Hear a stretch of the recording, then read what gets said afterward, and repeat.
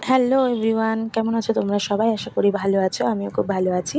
তো আজকে একটু ঘুরতে বেরিয়েছিলাম, তো তোমাদের সামনে অনেক দিন ভিডিও পোস্ট করি না, তাই একটু ইচ্ছা হলো ভিডিওটা পোস্ট করার, তাই তোমাদের সামনে পোস্ট করলাম। জানি জানি জানি আমার ভিডিও তোমরা অনেকেই দেখো না, তাও আমি আমার নিজের ভালো লাগার জন্য পোস্ট করলাম। যদি কেউ দেখো তাহলে একটা লাইক করে যেও, একটা কমেন্ট করে যেও। তো আজকে একটু হাবড়ার দিকে চলে গেছিলাম। তো হাবড়ার কোথায় গেছি তোমাদের সামনে সেটাই শেয়ার করব। রাস্তা অতিক্রম করে তারপর আমি চলে গেছিলাম বাচ্চার বিরিয়ানির সামনে। না, বাচ্চার বিরিয়ানিতে খেতে যাইনি, সামনে দিয়েই চলে গেছি। কোনো রকম গন্ধও কিন্তু পাইনি, কারণ এনেছিলাম বাইকে। তো বাচ্চার বিরিয়ানির সামনে দিয়ে যেতে যেতে এই ছিল আমার লোকেশন। হ্যাঁ, আমি হাবড়ার নতুন ওপেনিং হওয়া এই V2 মলেই গিয়েছিলাম।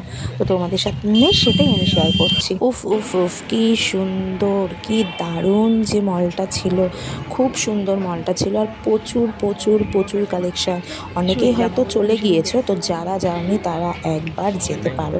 আমি বলবো, কিনতে যাও না যাও, আমার মতন পাবলিক যারা আছো, কিনতে যাও না যাও, অন্তত ঘুরতে যেও। তো আমি সব কিছু বাদ দিয়ে আমি চলে গিয়েছিলাম কিডস জোনে, কারণ আমি আমার ছেলের জন্য জামা কিনতে গিয়েছিলাম বা দেখতে গিয়েছিলাম। তো যাই হোক, এই ছিল ছেলেদের কালেকশন। যতই যাই বলো, কিডস জোনের ছেলেদের জামা কাপড় আমার খুব একটা পছন্দ হয়নি।